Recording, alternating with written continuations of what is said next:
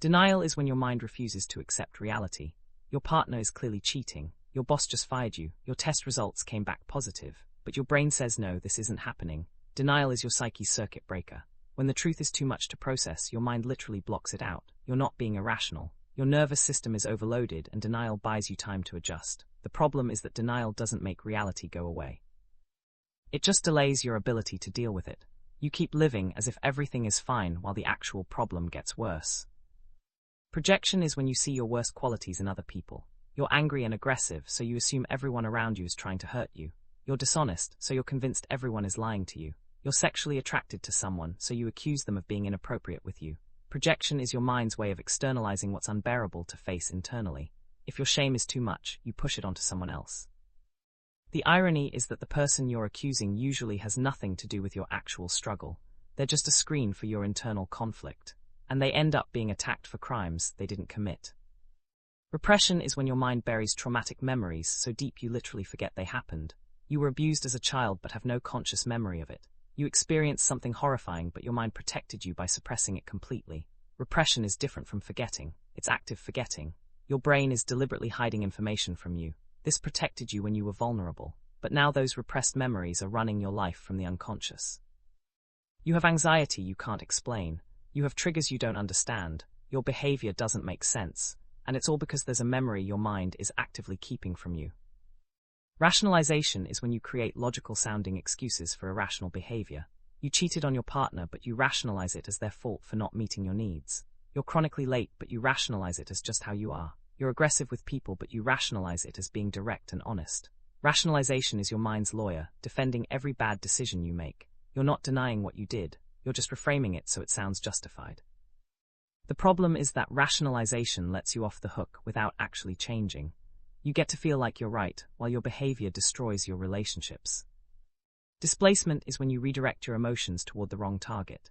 Your boss yells at you, so you come home and yell at your partner. Your partner hurts you, so you snap at your kids. You're angry at your parents, so you're hostile to your friends. Displacement is transferring your emotional response to someone who didn't cause it. The real source of your anger feels too dangerous to confront, so you target someone safer. Your partner has no idea why you're exploding at them. Your kids think they did something wrong, but they're just convenient targets for rage that was never about them. Sublimation is when you channel destructive emotions into productive activities. You're angry, so you go to the gym and lift until you can't move. You're hurt, so you throw yourself into work. You're anxious, so you clean obsessively. Sublimation is taking pain and transforming it into creation.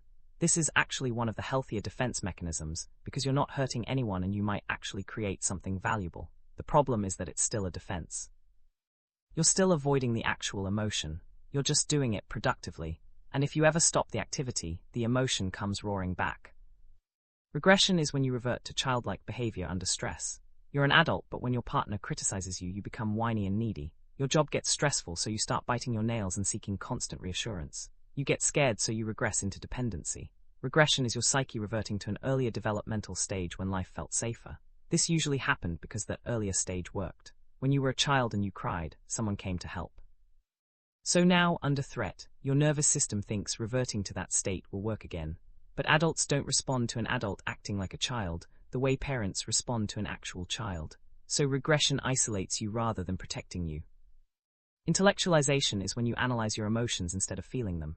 You're devastated, but instead of crying, you lecture everyone about the psychology of grief. You're terrified, but you intellectualize your fears as irrational thoughts you can logic away. You're hurt, but you rationalize it through philosophical frameworks. Intellectualization is using your brain to escape your body. It feels productive because you're thinking deeply, but you're not actually processing the emotion, you're bypassing it. You get to feel smart and in control while your emotional wounds go unhealed, and your constant analysis exhausts everyone around you who just wants you to feel something. Compartmentalization is when you separate conflicting thoughts, beliefs, or experiences so they don't interact. You tell yourself you're faithful to your partner while having an affair. You believe you're a good person while treating people terribly. You love your children while being emotionally unavailable. Compartmentalization is creating separate mental boxes so you never have to face the contradiction. Each box is sealed off from the others. You're not being dishonest with yourself because you're literally not aware of the contradiction. It's not conscious hypocrisy, it's active separation. The problem is that this fragmentation gets worse over time. You become increasingly disconnected from yourself. Reaction formation is when you express the opposite of what you actually feel. You're attracted to someone, so you're hostile toward them. You hate your job, so you're aggressively positive about it. You resent your family, so you're overly helpful and self-sacrificing. Reaction formation is doing the opposite of what your impulses tell you to do. This often develops when your real feelings are considered unacceptable. You learn that attraction was shameful, so you act repulsed. You learn that anger was dangerous, so you act cheerful. You learn that resentment was selfish, so you overcompensate with false generosity. The problem is that everyone around you senses the falseness. Your aggression towards someone you're attracted to confuses them. Your false cheerfulness feels manic. Your forced generosity feels resentful. Here's what all of these have in common. They're not weaknesses. They're not character flaws. They're neurological strategies your mind developed to survive situations where your emotions felt too dangerous, too overwhelming, or too unacceptable to process. These mechanisms protected you when you needed protection. They were adaptive, but now they're running your life from the unconscious. They're sabotaging your relationships. They're keeping you trapped in patterns you can't escape. But here's what matters. Unlike your childhood when you needed these defenses, you now have other tools. You can feel your emotions without being destroyed by them. You can face reality without shattering. You can be vulnerable without being punished. And that means these defense mechanisms can finally be dismantled. Through therapy, through self-awareness, through safe relationships where your feelings are actually welcome, you can gradually lower these walls. You can become integrated instead of fragmented. Your brain is plastic.